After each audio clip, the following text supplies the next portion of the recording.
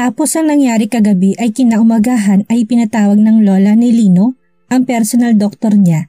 Simula nung pagkabata, they're sitting in the living room. The whole area is quiet. Ni isa sa kanila ay walang nagsasalita. Si Lino naman ay seryoso lamang itong nakatingin sa nakalapag na mga folder sa babasaging lamesa. Si Rigor naman ay hindi niya mahulaan kung anong tumatakbo sa isipan ng kanyang amo. Kung nagtataka kayo kung nandito pa rin siya ay dahil sa pinakiusapan ng lola ni Lino na wag na daw siyang umalis. Hindi na rin tumutol pa si Lino dahil sa kagustuhan ng matanda. Wala rin naman itong lakas at wala sa sarili kagabi. Pagkatapos ng kanyang mga nalaman, kahit siya'y awang-awa sa kanyang amo, alam niyang nahihirapan ang boss niya, he known as heartless man, pero kahapon lamang niya ito nakita na umiyak at nagmamakaawa. About his condition ay alam na rin niya noon pa lamang, sinabi ito ng pamilya ni Lino. Hindi rin alam ni Telma at ang pamilya niya ang kalagayan ng dating asawa ng kanilang anak. Ang pamilya ni Lino at ang iba pang nakakaalam ay pinanatili nila ditong sekreto, lalong-lalo na kay Lino. Ngayon lamang naglakas ng loob ang matanda na i-open up ang bagay na yon dahil mas lumalala na pala ang kondisyon ng kanyang apo. Labis ang pagsisisi ng matanda dahil wala siyang nagawa noon. Gusto niyang ituloy pa rin ang pagpapagaling ni Lino, ngunit kusang mga magulang ni Lino ang nagdesisyon kung sana ay pinaglaban niya ang kanyang kagustuhan na hindi sana aabot sa ganito. What are you waiting for? Sabihin niyo ng mga dapat niyong sabihin sa akin. Karapatan ko na malaman ang lahat. Hindi maiwasang makaramdam ng takot ang tatlong tao na malapit kay Lino dahil sa sobrang lamig at walang kaimo-emosyon ang kanyang pagsabi sa mga salitang yon.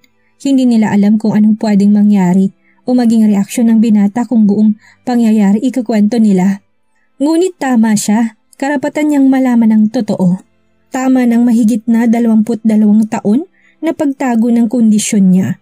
Alam na matanda na masasaktan na naman muli ito sa kanyang malalaman. Ngunit panahon na nga talaga na mangyari ito. Mismo mga tadhana na ang gumawa ng paraan upang masabi na nila ang mga pangyayari noon. Kung anong mga nangyari kay Lino, kung paano siya pinahirapan noon, huminga ng malalim ang matanda bago nagsalita. Tumingin siya sa kanyang apo at nakatingin na rin ito sa kanya ng seryoso. 22 years ago, ang kalaban ng tatay may pilit na kinukuha ang nanay mo.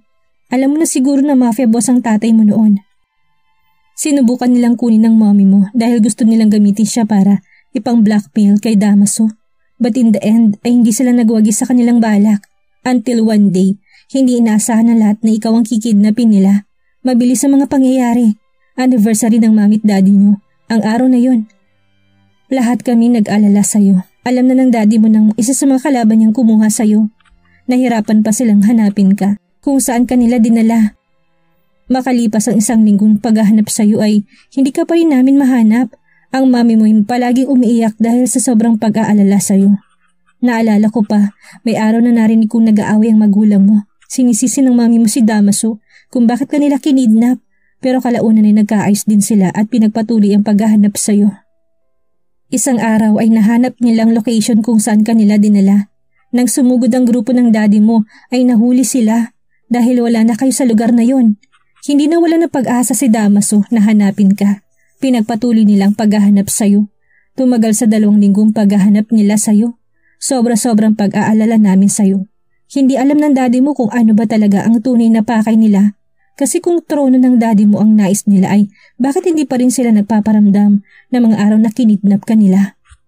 Kung sakali mang gusto nilang pwesto ng daddy mo ay handa niya itong bitawan at ibigay sa kanila, mabawi ka lang.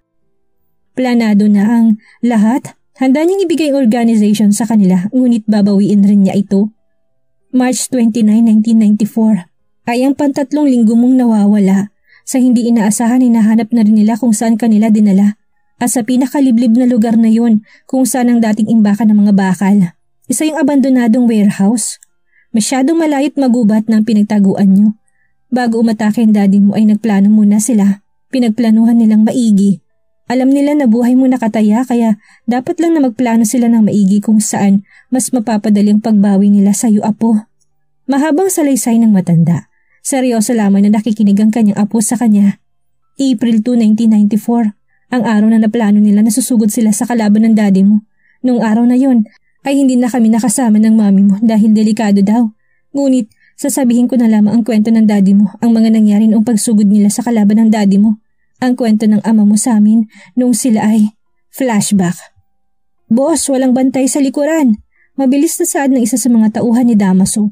Doon tayo dadaan pero dapat 10 lamang ang sasama sa akin pupunta doon. Ang iba sa inyo may iwan dito. Kayo sa may harapan, kayo dumaan. Basta siguraduhin niyo lang na huwag kayo mahuhuli. Agad na sabi ni Damaso sa kanyang mga tauhan. Naghanda na sila Damaso naman ay naglakad na papunta sa likuran ng warehouse. Boss, walang tao pero sigurado ako na may trap dito. Hindi niya binalingan ng tingin ng isa sa mga tauhan niya. Alam niyang may trap dito. Hindi naman siguro bobo si Marco para hindi maglagay ng trap dito. Unless na lang kung ang mga tauhan niya ang bobo. Maingat na naglakad si Damaso papasok sa loob. Nang tuluyan na silang makapasok sa loob ay bumungad sa kanila ang 2 lalaki na may hawak pang mga kape. Akmang dudukutin nila ang kanilang mga baril, ngunit agad na silang naunahan ng mga tauhan ni Damaso. Bumagsak sa sahig ang 2 lalaki. Kumalat ang mga dugo nila sa sahig. Mabilis ang mga kilos ng tauhan ni Damaso. Hindi sila gumamit ng baril para patayin ang 2 tauhan ni Marco. Ang ginamit sa pagpatay sa kanila ay ang needle point knife. Ang isa ay sa puso sinaksak ang patalim at ang isa naman ay sa leeg. Napailing na lamang si Damaso dahil sa 2 bangkay na nakahiga na sa sahig. Kung ganito rin lang pala kabobo at kabagal ang lahat ng tauhan ni Marco ay paniguradong mapapadali lamang ang pagkuha sa anak niyang si Lino. Naunang 2 tauhan niya na naglakad at sumunod lamang siya. Masyadong malaki ang warehouse na ito at hindi niya alam kung saan niya uunahin hanapin ang kanyang panganay na anak. Ah! Narinig niyang sigaw at tumingin siya sa pwesto na yon at inunahan niya itong barilin. Bumagsak naman ito sa sahig. Agad silang nakarinig ng mga yapak galing sa itaas. Lumingon siya sa may hagdanan at kitang-kita niya ngayon si Marco. Ang kalaban niya tanghangad ay ang mapasa kanya ang organisasyon niya. Long time no see my favorite enemy. Malidemonyang sabi nito habang nakatutok sa kanyang baril niya. You son of a... Where the heck is my son? Nagpipigil na galit na wika ni Damaso sa kanyang kaaway na si Marco. Tumawa ito ng malademonyo at mabilis na bumaba ng hagdanan. Ngayon ay nagkaharap na sila. Ngayon lang niya napansin na marami ang kanyang tauhan na nasa likuran ni Damaso. Kung marami sa kanya ay mas marami naman kay Damaso. Ngumisi ito sa kanya. Asan ang anak mo? Well, maybe he's dying or dead. And he laughed again like a demon. Hindi niya alam kung bakit tumatawa ito kahit wala namang nakakatawa. Oh, he forgot. Baliw nga palang isang yan. So what would you expect? Hayop ka, Marco. Anong ginawa mo sa anak ko? Sumagot ka. Kung may mga samang nangyari sa anak ko, ipapatayin kitang gago ka. Nasaan ang anak ko? Galit na sigaw ni Damaso. Hindi na niya kaya pang kontrolin ng kanyang sarili dahil sa galit at pag-aalala sa kanyang panganay na anak. He didn't answer his question. Dahil mas tumawa lamang ito ng malakas, ang mga tauhan din ni Marco ay tumatawa na rin. Dahil sa ginawa nila ay mas nadagdagan lamang ang galit at inis niya. Walang pasabi niyang pinaputukan sila ng baril na ikinahinto nila. Ang iba sa mga tauhan niya ay naliligo na sa sarili nilang dugo sa sahig. Narinig niya ang pagkasa ng baril ni Marco at malademonyo siya nitong tiningnan at tinutukan ng baril. Ngayon naman ay siya naman ang napangisi. What do you need? My organization? Money? Tell me, just give it back my son. Madiing saad ni Damaso sa kanyang kaharap na lalaki. Your wife? Maikling sagot nito sa kanya. Dahil sa sagot nito'y nagulat siya. Hindi niya inaasahan ang asawa niyang gusto nito. My wife? Hayop ka, Marco. Huwag mong idamay ang asawa ko dito. Ibalik mo ang anak namin. Lino, Daddy's here. Malakas ang sigaw nito na umaalingaw-ngaw sa loob ng warehouse. He won't hear you, Damaso. What the heck did you do to my son? Malakas sa sigaw nito at he pointed his gun again in front of Marco. Ngumisi lamang ito sa kanya. Kill me now if you want to, but if you kill me, your son will die too. Nakangising sambit nitong nagpatigil sa kanya. Hindi niya hahayaan na may masamang mangyari sa kanyang anak. Masyado pang batang kanyang panganay na anak. Hindi niya alam ang magagawa niya kung mawawalan siya ng anak. Hindi pwede. Hindi na siya nagsayang pa ng oras at pinaputukan na niya ng baril si Marco ng ilang beses at ganun din ang ibang tauhan niya. Nakangiti pa ang hayop kahit nangihina na itong nakahiga sa sahig. Umaagos na rin ang marami niyang dugo, ngunit wala siyang pake. Mabilis ang hakbang niya at pumunta sa itaas. Hinayaan na niyang mga iba niyang tauhan sa baba. Alam naman niya na mas tunay na matatalino at mautak ang mga tauhan niya kaysa kay Marco. Mismong boss nga nila hindi masyadong handa. Hindi man lamang nakipaglaban para sa buhay. Baka nga talaga kamatayan na lang ang inaantay ng hayop na yon. Kung gusto niyang mamatay ay pwede naman itong itutok na lang ang baril sa ulo niya at patayin mismo sarili niya. Hindi yung nandadami pa ng iba. Alam niya may gusto ang Marco na yun sa kanyang asawa, kaya nga ang asawa niya ang unang pinuntirya nito noon, ngunit hindi nagwagi. Ano nga kala niya? Hahayaan ko na lang na mapasa kanyang asawa niya. Pinaghirapan nga niyang paibigan at mapasa kanyang asawa niya. Mabilis itong kumilos at isa-isang binuksan ng mga pinto at hinanap ang kanyang anak. Nakita niyang iba pang tauhan dito sa may ikalawang palapag. Mabilis na itong binaril. "They're too slowed, Lino anak. Where are you?" "They are too slowed. Lino anak, where are you?" Malakas na sigaw niya upang marinig siya ng kanyang anak. Patuloy pa rin siya sa paghahanap sa kanyang anak. Labis ang kabat pag-aalala ang kanyang nararamdaman para sa kanyang anak. "Anak, nasan ka? Nandito na si Daddy. Lino, please, answer me, my son!" He shouted again. Pumunta siya sa ikatlong palapag ng warehouse at binuksan ang bawat pintuan. Napatigil siya na makarinig siya ng mga hikbi. "Daddy?" Hindi siya nagkakamali. Alam niyang si Lino yon, ang anak niya. "Lino, please shout! Son, please, nasan ka na ba?" He's now panicking habang mabilis na tumatakbo papunta sa pinakadulo ng pinto. Malakas din ang tibok ng puso niya. Alam niyang nasa loob si Lino, ngunit nagkakandado ang pinto. "Anak, Lino, do you hear me?" Malakas na sigaw niya at kinakalampag ang pintuan. Nakarinig siya ng hikpi galing sa loob. Sabi na nga ba't nanditong anak niya? Shit! Pinagsisipa niyang pintuan pero masyadong matibay ang pintuan. Wala siyang choice kung hindi ang barilin ang kandado sa pintuan at agad naman itong nasira. Mabilis nang tinanggal ang mga kadena at binuksan ang pintuan. Bumungad sa kanyang isang kamang na doon ang kanyang anak na nakahiga. Kitang-kita niya na tila nahihirapan ang kanyang anak. Mabilis siyang lumapit dito at tinapik-tapik ang pisngi ng kanyang anak. Hinang-hina na ito at tila dinudurog ang puso niya nang makitang nahihirapan ang panganay niyang anak. Tinanggal niya mga tali sa buong katawan ni Lino. Babagal na rin ang paghinga ng kanyang anak. Even though nahihirapan na rin siya dahil sa takot na baka mawalang anak nila, ay pinilit niyang buhatin ang kanyang anak kahit nangangatog ang mga tuhod niya. Kita niya na unti-unting pumipikit ang mga mata ni Lino, kaya doble ang takot at kabang nararamdaman niya. "Daddy, Mommy," mahinang sabi ni Lino. "Son, don't close your eyes.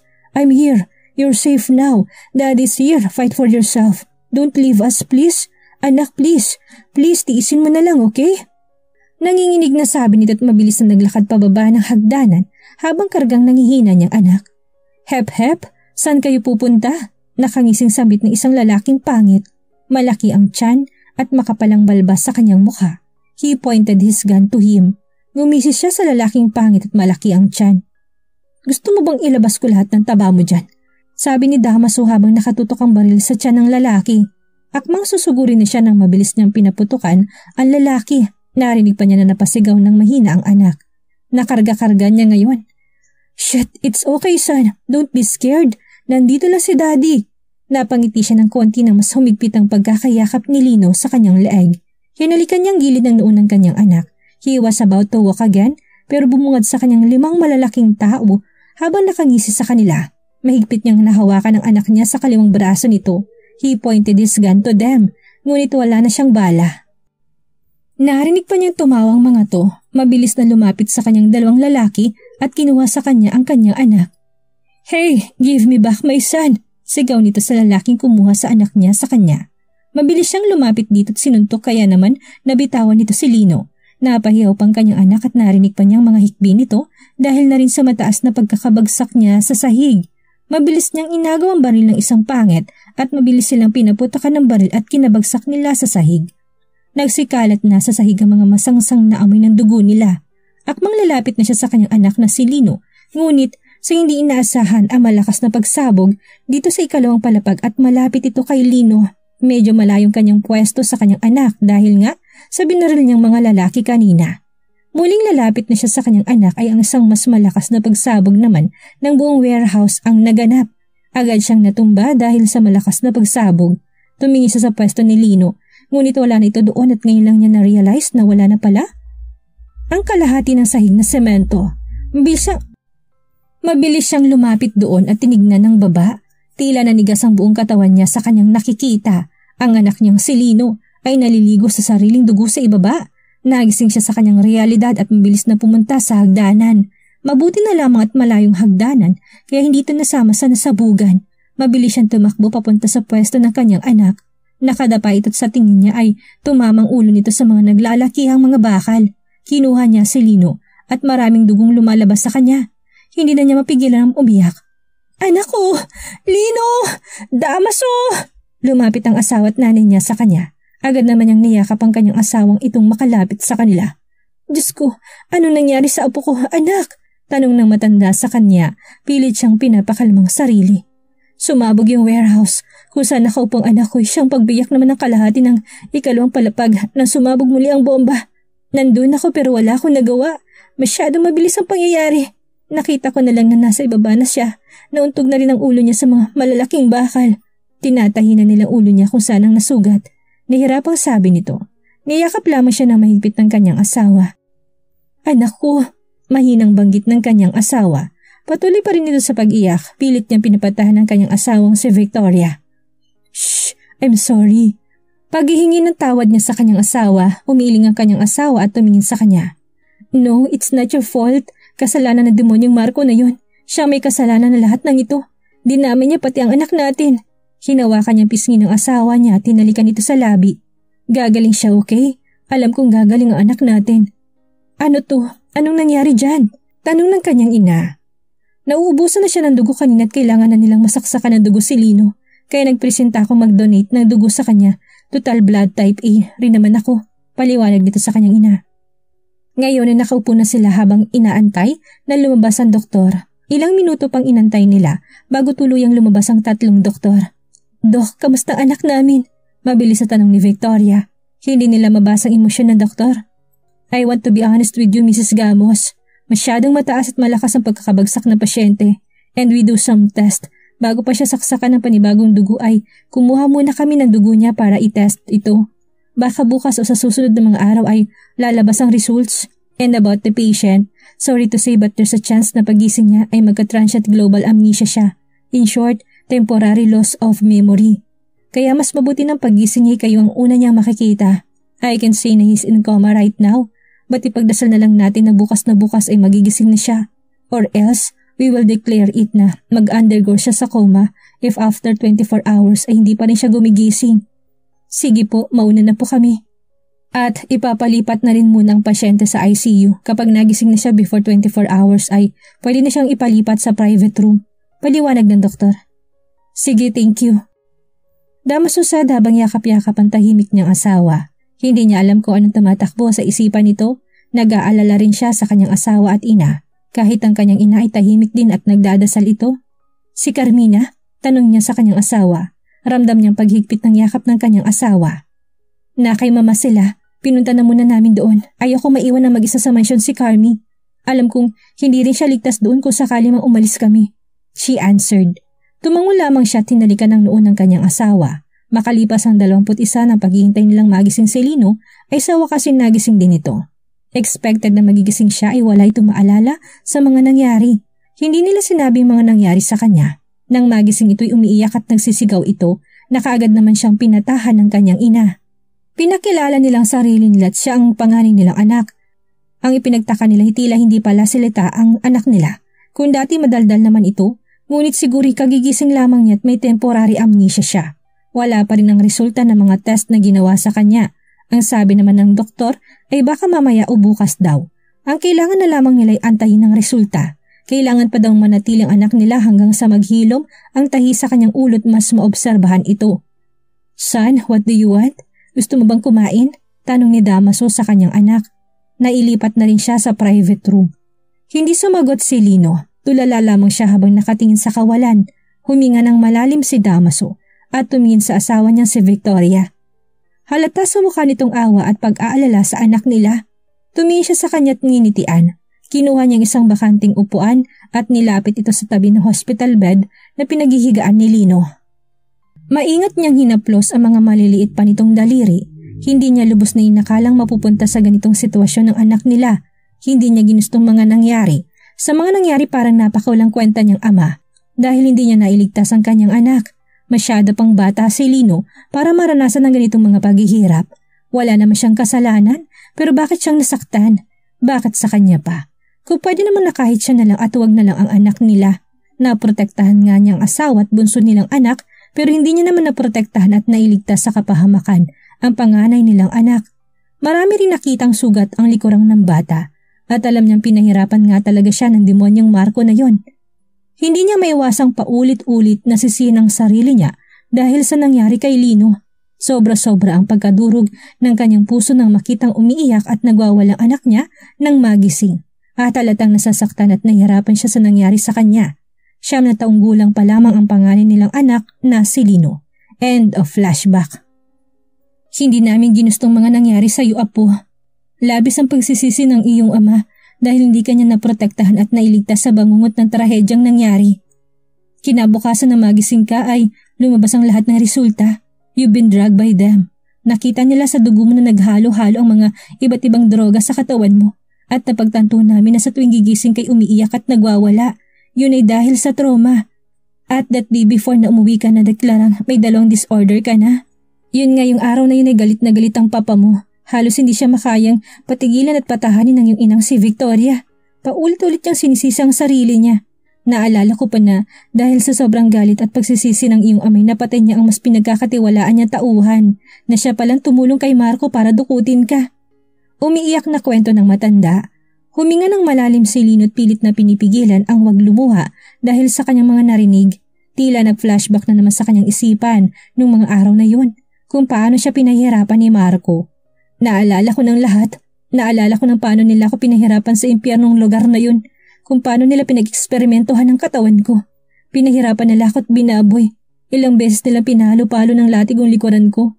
Paulit-ulit akong sinasaktan na nagangalang Marco.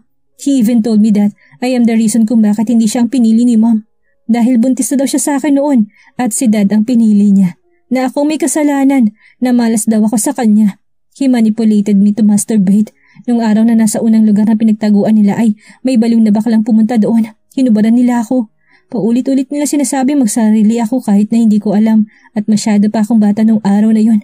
They even told me that my sore is tiny. And he's crazy. Nagawa pa niya sabihin yun eh. Bata pa naman talaga ako during that day. Wala akong kaalam-alam sa mga pinagsasabi nila, sa mga inuutos nila sa akin. Dagay want my cum for God's sake. He said he want to taste my cum even though I'm still a kid. One day nung hindi ko sinunod ang gusto nila, mas pinarusahan nila ako. Paulit-ulit nila akong hinampas at binubugbog. During that day, all I want is my mom. I need her. I keep saying my mom name and dad, but when he heard me saying those words ay sinisimula na naman niya akong bugbugin. That day, nalaman ko na sa akin mas galit si Marco because for Pete's sake ako ang may dahilan lahat kung bakit hindi napasa kanya si mommy noon. Nang malaman niya na nabuntis ni dad si mom ay ang sabi niya ipapatayin niya ako. Hindi lang ako kundi kami ni Dad at ni Carmina.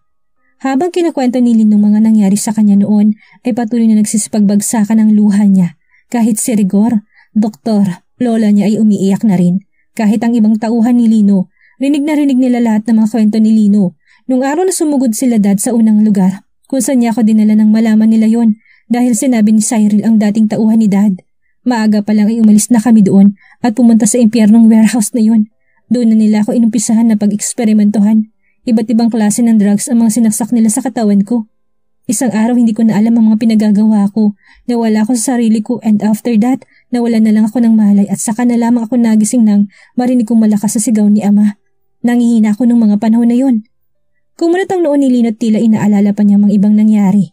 Huminga ito ng malalim at napahilamos sa kanyang mukha. Mukhang nagsisimula na naman siya. Natitriggered itong mga nangyari noon. Pasensya na Apo, wala akong nagawa noon. Hindi ko mapilit ang kagustuhan ng mga magulang mo. Sila nang kusang nagpasya na hindi ituloy ang pagpapagaling mo.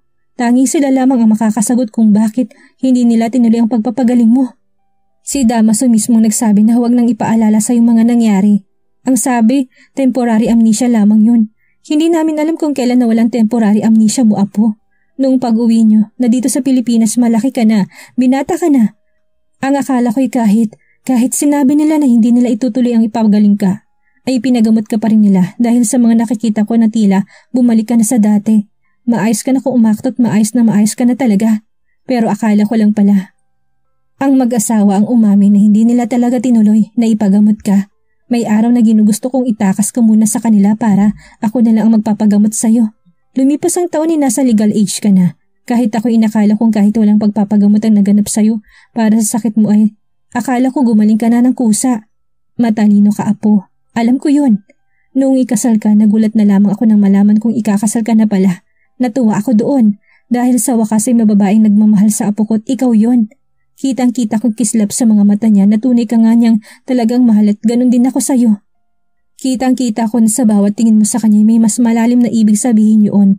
Kahit pa hindi ka nagpapakita ng emosyon.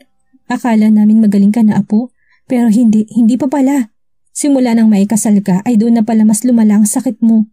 Hindi ko alam na nagagawa mo saktan ng asawa mo sa 4 na taon na pagiging mag-asawa niyo. Napatigil ang matanda sa pagkakwento ng mabilis na nagsalita si Lino at kitang-kita sa mga mata niya ang galit at pagsisisi. Dahil sa pesting sakit na ito, nadamay siya, dinamay ko siya. Kung sana lang kasi alam ko na may ganitong pesting sakit pala ako, sana hindi ko na lang siya inakusahan. Sana hindi ko na lang siyang pinilit na pakasalan ako. Sana hindi ko na siya sinaktan. Sana maayos ang buhay niya noong panahon na yon. Sana walang Linong dumating sa buhay niya. Sana hindi na lang niya ako nakilala. Hindi ko naman sinasadyang saktan siya. Hindi ko ginustong saktan ng babaeng pinakamamahal ko. Hindi ko ginusto yun. Pilit ko mang pigilan ang sarili ko, tila may kumukontrol sa akin. Ayokong saktan siya, pero ginawa ko pa rin. Nasaktan ko siya ng sobra. Sinaktan ko ang asawa ko. And then nagsimula na naman itong magwala at sumisigaw. Hindi rin nila maiwasang makitang luhang bumabagsak sa mata niya habang nagwawala. Halatang sising-sisi ito sa kanyang mga ginawa noon sa asawa niya. Natatakot akong iwan niya ako. But heck, ayaw kong iwan niya ako pero ako mismo ang gumagawa ng dahilan para iwan niya ako. I abused her that much and she suffered enough because of me. Wala naman siyang ginawang mali sa akin pero nagawa ko siyang saktan at parusahan. All she did is to take care of me and love me, but me, I can't even show my love for her. Hindi ko siya natrato bilang asawa. Ay ito ang nangyari sa akin noon, ang pinakabangungot sa akin pero hindi pala. The most worst nightmare for me ay nasaktan kong taong mahal ko nang hindi ko namamalayan at dahil sa pagiging putang inang pride ko. Wala siyang ibang ginawa kundi ang mahalin ako, manatili sa tabi ko kahit pa sinasaktan ko na siya. Tapos ako naman itong gago na walang ibang ginawa kundi ang saktan siya. Nasasabi kong mahal ko siya pero puro sakit lang naman ang naibibigay ko sa kanya noon. I'm a bullshit, right? Am I? Yes. Hindi ko na alam kung anong nangyari sa akin. Kung alam ko lang na ganitong mangyayari sana pala, hindi na lang ako nabuhay noon. Sana hindi ko nasirang magandang buhay ng babaeng mahal ko ngayon. And now she doesn't love me anymore and she hated me right now. I don't know kung paano ko pa siya haharapin at paano ko sasabihin ang mga ito sa kanya. Hindi ko alam kung matatanggap pa ba niya ako sa buhay niya. I want the best for her, Lola. I want to let her go and find you someone who's better than me. But I can't. I love her so much but I don't know if she would love me back again. Sakto pa lamang ni Linoy alam na niyang durog na ito.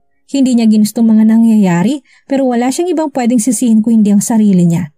Walang ibang pumapasok sa isipan niya kung hindi ang mahala siya sa lahat. Na sa isang tulad niyang gago, demonyo at may sakit ay hindi nararapat na mahalin. Hindi siya nababagay sa isang anghel na katulad ni Talma. I let her go. No, I won't. I won't let her go.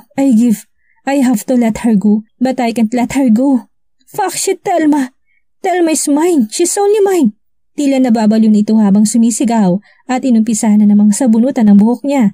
Agad na lumapit sila sa kanya para patigilin. Mabilis kumilos ang dating doktor ni Lino at may in-inject ito sa kanya na pampakalma at agad namang nakatulog si Lino.